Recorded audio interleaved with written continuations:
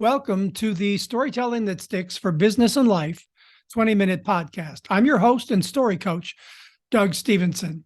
In this podcast series, I'm going to share with you some simple and practical storytelling techniques and holistic approaches, tips and tricks from my 25 years plus keynote and storytelling experience, lessons learned from teaching storytelling to small groups of leaders and sales teams, to main stage keynotes in hotel ballrooms and huge convention centers in front of thousands of people. My main goal is to give you the tools you need to choose, craft, and deliver your stories in a way that makes them stick, stories that sell you and your product or service. Now, in this episode, I'm joined by Conrad Woody, an executive in one of the world's top talent and recruiting agencies. He'll share how, as a Black executive and leader, he's discovered the power of his own personal story, as well as how he uses stories to inspire change in others. Now, if you feel that you learned something valuable today, please click on the follow or subscribe button. All right, let's get started.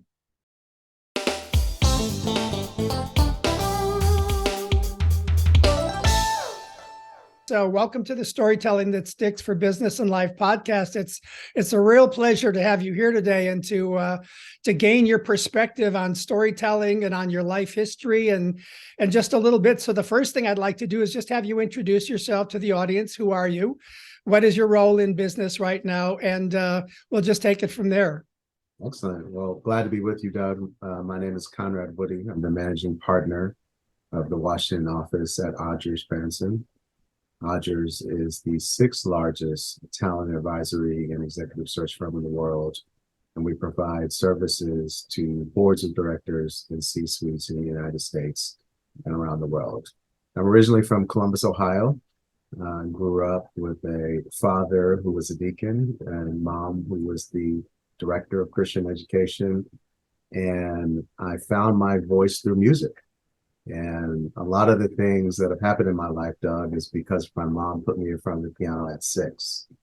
And so travailing as a young adolescent who was very shy and didn't have a lot of confidence, I used music to propel me into Howard University here in Washington, where I caught the political bug.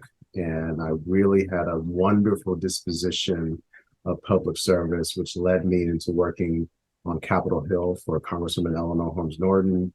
And then I pivoted to a career in Wall Street doing campus recruiting at Goldman Sachs. And I found myself in the world of executive search in 2008 after the financial meltdown. So it's a little bit about me.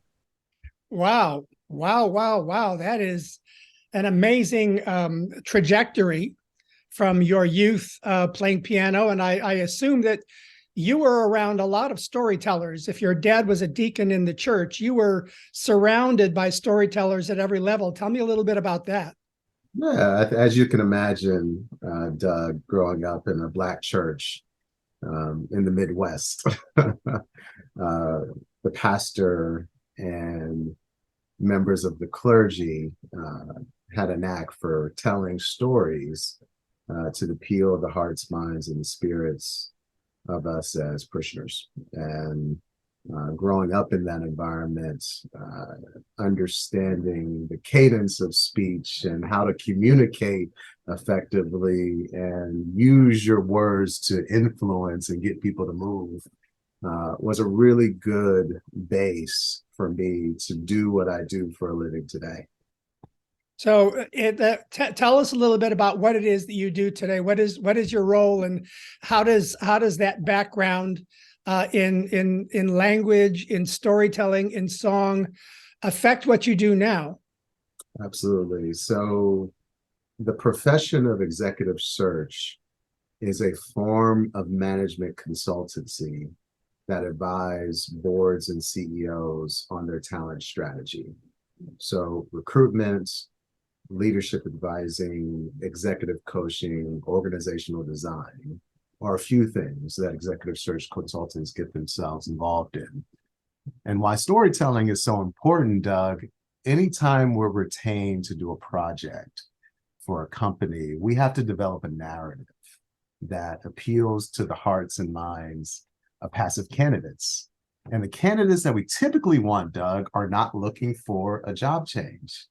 And so as a consultant, we gather information from the company about the CEO, about the culture, about the senior leaders, about the values of the company, and we package that in written form. But as consultants, it's up to us to tell the story on why we feel there's alignment between what our client wants and what they want.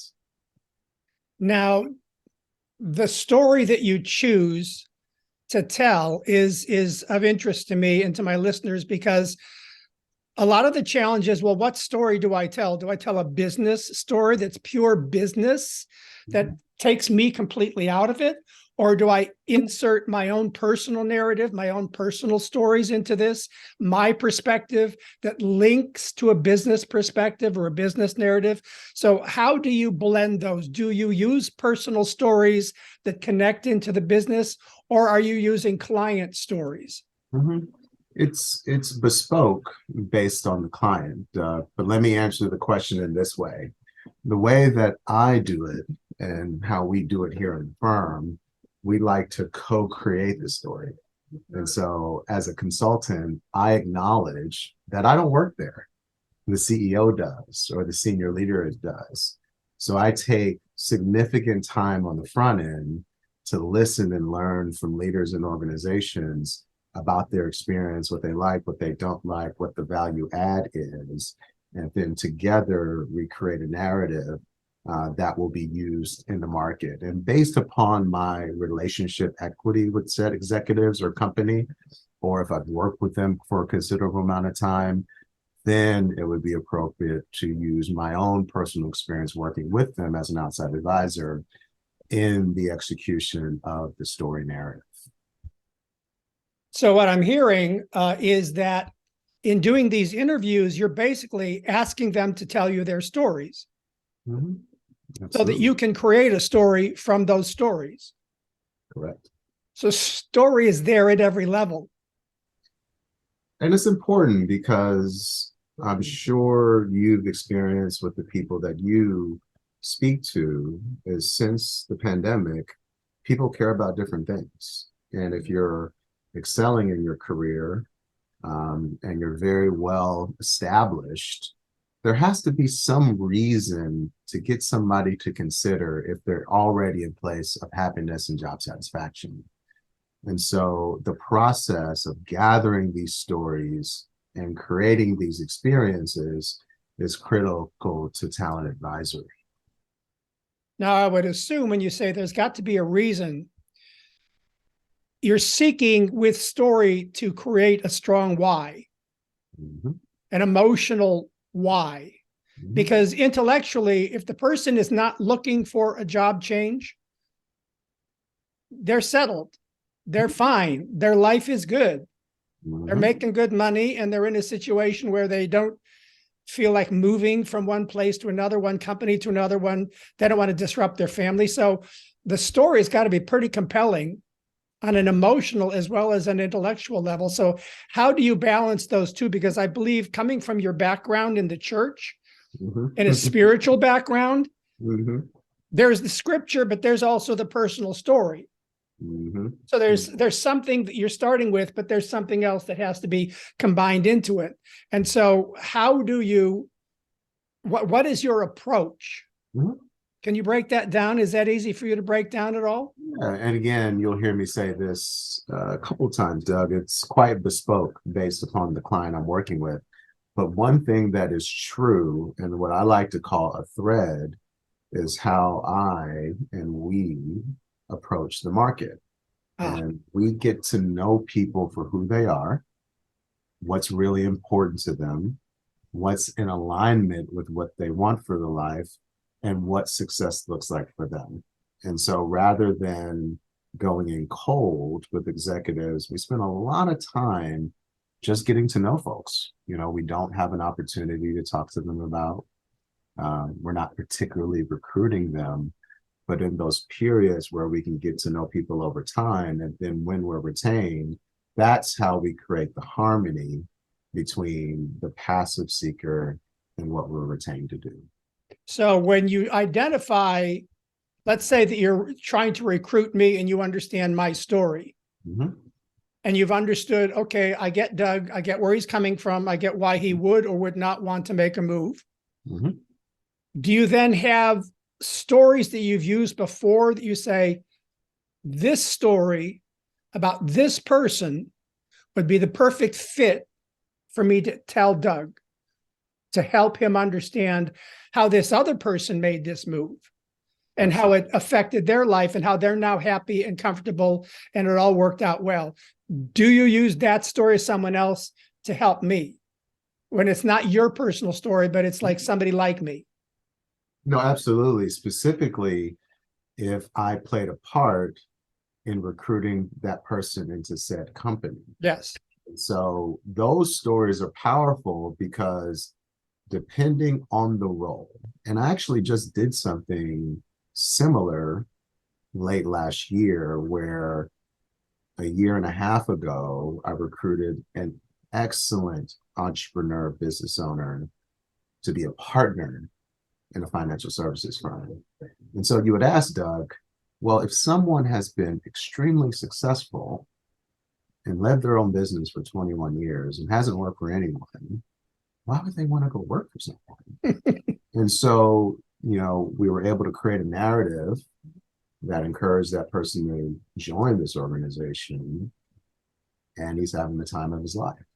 A year later, we're retained by the same group and for a new position. So there's nothing there.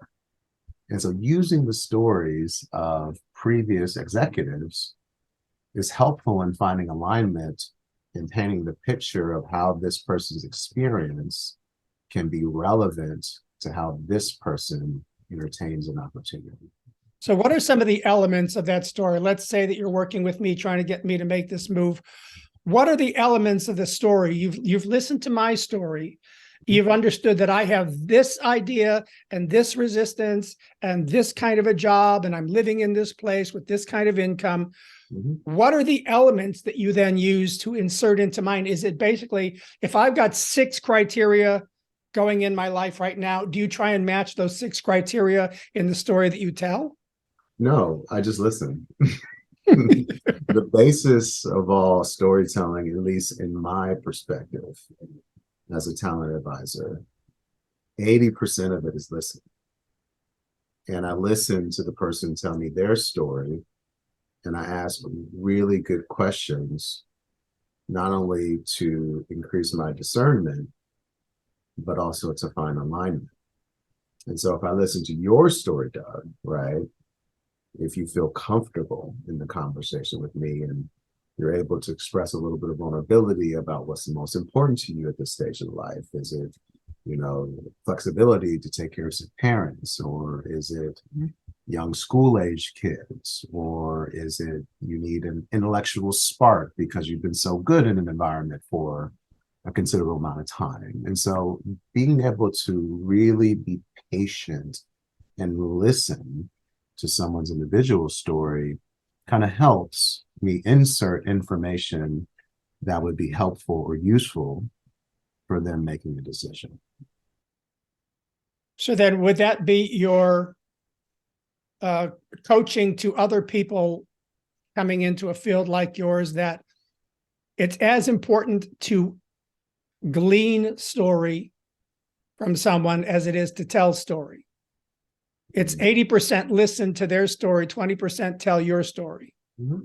Is it something like that? Well, I would say for me, and I'll answer your question, but I'll talk about me first. I think coming from the Midwest, growing up very shy into a work environment where I get to interact with the world's top business leaders on a day-to-day basis, I have a bit of respect and reverence for the profession and the influence that I might have. So my approach is designed by my own life experiences, and more so how I saw the world change in 2020, right? People care about different things. And, sometimes individuals in my chair will not treat people well because they have power. And because I was raised well, and I understand that at the end of the day, people remember how they're treated, this is the type of care that I use when coming into the market. And so to answer your question as advice for anyone looking to enter a talent advisory and executive search is really think through if you like it, and then be able to position yourself to understand first before advising, if you will. You've also, I believe, been asked to speak at conferences. Mm-hmm. And when they give you a half hour, 45 minutes or whatever to speak, what kind of stories do you tell? Yeah, a variety on leadership, corporate boards, and got corporate governance, a variety of topics with respect to diversity, equity, inclusion, what goes right and what goes wrong, but also some personal stories, right, about my own challenges in my career as a Black man in this industry. And what I see is the key learnings that can be applicable to anyone in the workforce. And so anytime I'm invited, and I'm grateful to have those audiences, Doug, I sit and think through what can be most useful for the listeners in this audience. Would you be willing to share one of those stories that you've told recently at a conference that comes to mind? Give our listeners a taste of you as a storyteller. I was in a situation to where I was grateful to, go up the chain pretty quickly, but as I got into it, I was met with a lot of resistance. Some of it was not to my own doing. It was, as I learned at a later date, is because I didn't know my own power. And so as a Black person in corporate America, oftentimes we're told, advised to work hard, keep your head down, and everything will happen. But sometimes, Doug, the reality is that is not true based upon your situation, if you will. And so I bought into that narrative. And so when I did the things to get to where I was supposed to be, and I was met with resistance, I lost faith in the process. I didn't show up well. I was depressed. I asked a lot of why me questions. And so I sought counsel from some really great friends and who spoke life into me to say, hey, listen, you're really good and you don't know it. And so going forward, after I sort of repaired myself from that trauma, Doug, I realized that I did have the talent and the gift and the discernment to do this well. And so anyone that I am privileged to work with, I ensure to speak that same life into them. Powerful story, powerful story. Beautiful vulnerability as well about losing hope and being depressed and really kind of finding yourself in that dark place where you had to seek help and seek guidance. Now, what was missing from that I'm curious about is once they spoke truth or they spoke power into you. It spoke life into me. Spoke life into you. That's an interesting phrase. That's a beautiful phrase. Speak life into someone. I like that as a phrase that pays. Once they had done that and you went back into your same environment, empowered, what did you then do differently rather than sitting back and keeping your head down and waiting for it to happen when it wasn't going to, because that was a bad story? How did you change that story and change your behavior as a result of them coaching you? The funny thing, Doug, I didn't, because I didn't believe her at the time. So right? It took a while. It took a while for the words to grow in me, because the environment I was in wasn't nurturing the plan. But when I got out of the environment and into an environment that was nurturing, that gave me plenty of opportunity, that allowed me to show up as my authentic self, then I was able to look back at that conversation and say, you know what? She was right. And too often, executives of diverse identities, from the most senior to the most junior, have this sort of eureka moment about their work ethic, their value, and the ability to create value.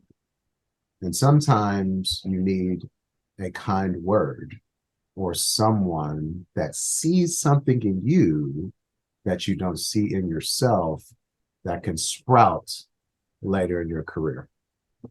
The obstacle in any story, and you remember me talking about the 9 steps and, story, you go off on this journey to accomplish something and then you encounter an obstacle.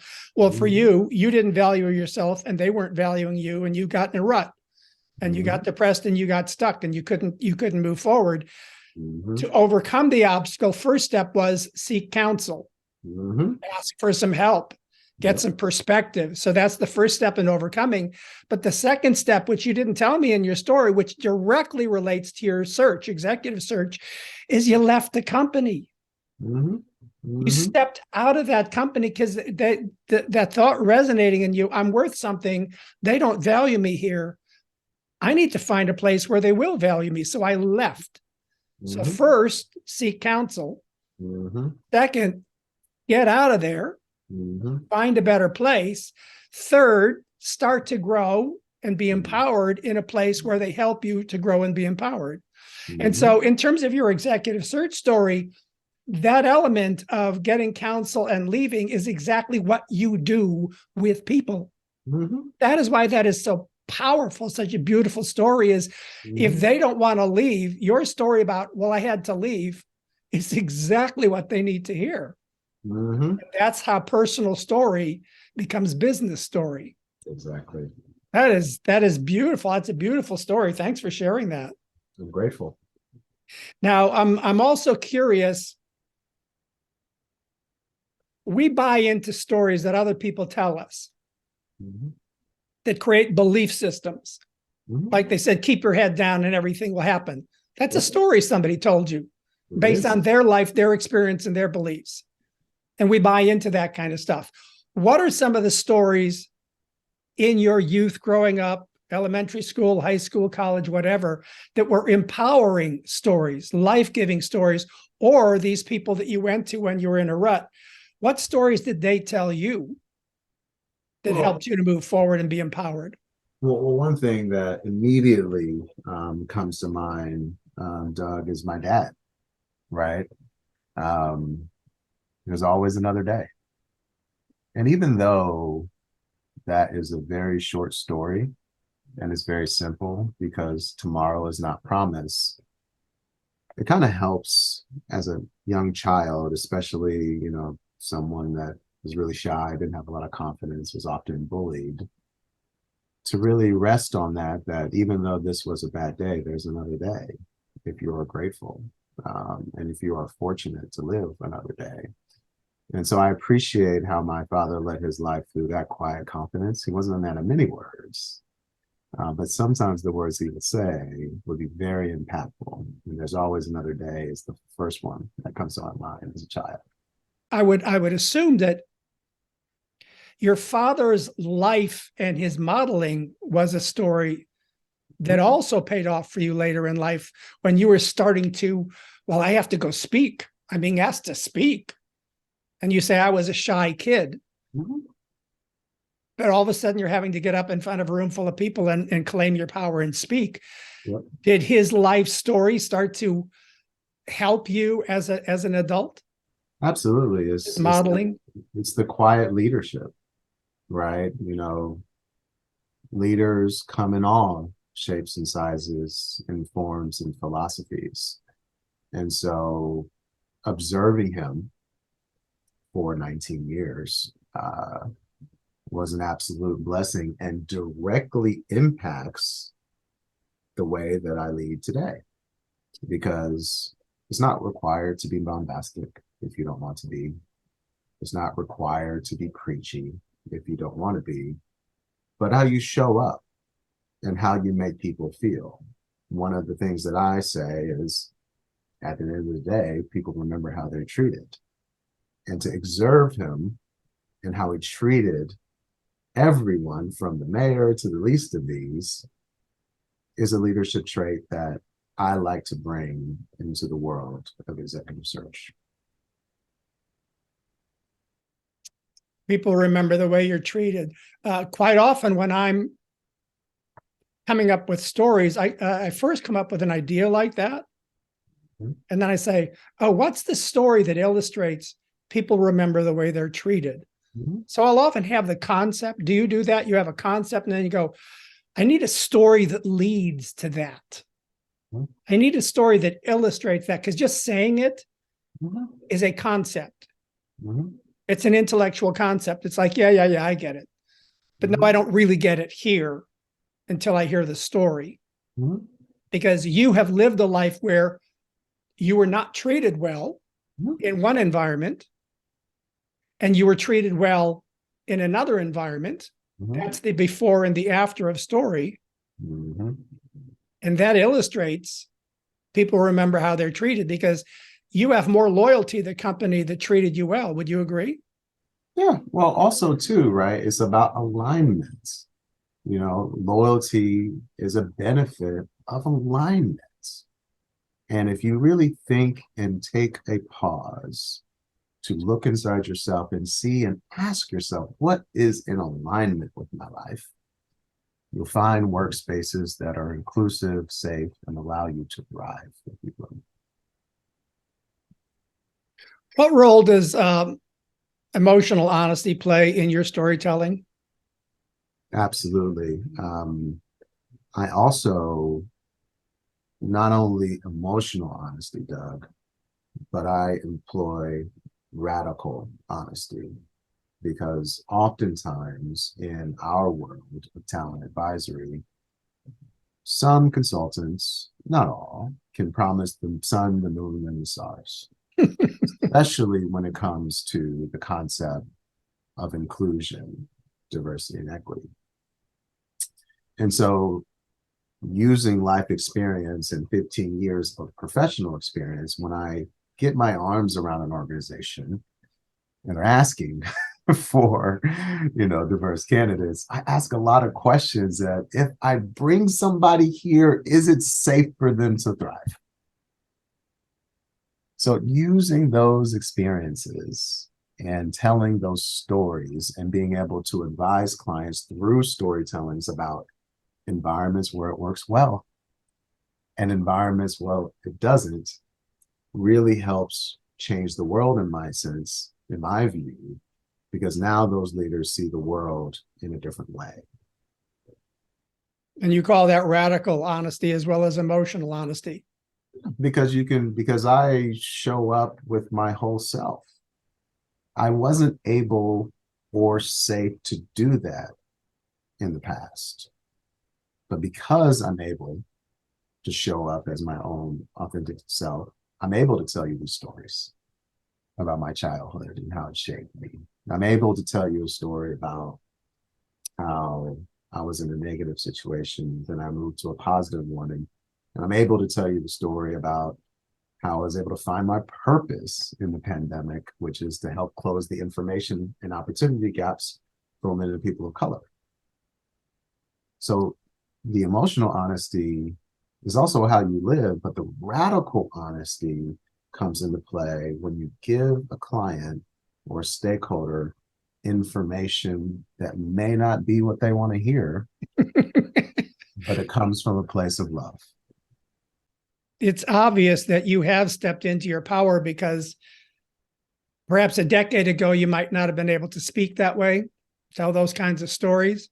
Mm-hmm. It's part of our evolution, our life experience evolution. And that's to me what the stories come from: learning, growing, and evolving over time, Mm-hmm. moving through pain, moving through mistakes, failures, small disasters, big disasters, moving Mm-hmm. through that. And that's where we get the power and the wisdom, if we're courageous enough to share those stories Mm-hmm. with radical honesty and emotional honesty and a little bit of craft.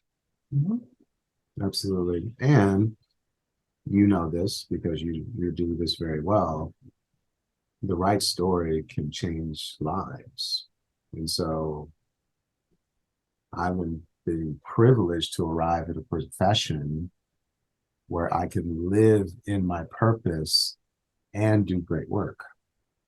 And so the responsibility of that is immense, and I don't take it for granted. Now, over the years, I mean, when I started teaching storytelling in business almost 30 years ago, people thought it was frivolous and silly, and it wasn't a serious thing, serious topic of consideration, or certainly a skill to be learned. At this point, we don't have to have that conversation. Everybody gets it. But there are still people in business who do not honor the value of storytelling. What would you say to them in terms of the importance, the critical importance of taking stories seriously, taking the time to think about the stories that you tell, to maybe spend some time crafting them? Do you have any advice for people who hesitate around story? Well, what comes up for me, Doug, is if they are a leader, I would ask, do you want to be an effective leader? And have you taken the time to do a situational scan about what the world looks like today? It's not the world of 20 years ago. It is not the world that conforms to the ideals that you and I were taught. And it's moving way too fast not to use every tool in the toolbox to be an effective and inclusive leader. And one of those tools to build alignment, to build employer trust, employee trust, and team collaboration is the concept of good storytelling. And so my advice would be use the suite of tools that will help you thrive as a leader, and consider how storytelling is a value add in that leadership. Couldn't have said it better myself. Good. Well, Conrad, thank you very much for spending some time with me and sharing your wisdom with our audiences listening to this, hopefully all over the world. Your perspective is quite unique and powerful as a Black executive, as someone who uses stories in a powerful executive leadership level as well. So thank you very much. Well, and thank you for what you do, Doug. I remember the session that we met in Miami, and some of those lessons and stories I use to this day. And so I wish you well as you continue the good work in telling folks how powerful storytelling is, especially in this season of life. Thank you. And be well and continue on in your journey.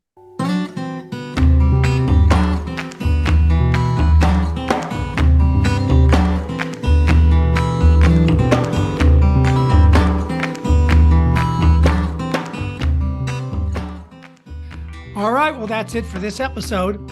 If you feel that you learned something valuable today, something that you can use that will make your stories stick, stories that will make you and your business memorable, marketable, and monetizable, there are 3 things I'd like you to do. First, click on the follow or subscribe button. Second, share this podcast with 3 people. And third, leave a review wherever it is that you're listening to this podcast. And as always, I'd love to hear from you with your questions and comments. Let me know that you're out there listening and learning. And if you want help with your stories, speeches, or TED Talks, and if you want help with your stories, keynotes, or TED Talks, please get in touch with me on LinkedIn or by sending an email to me at doug@dougstevenson.com. Hey, thanks for listening. Until the next episode, I'm Doug Stevenson.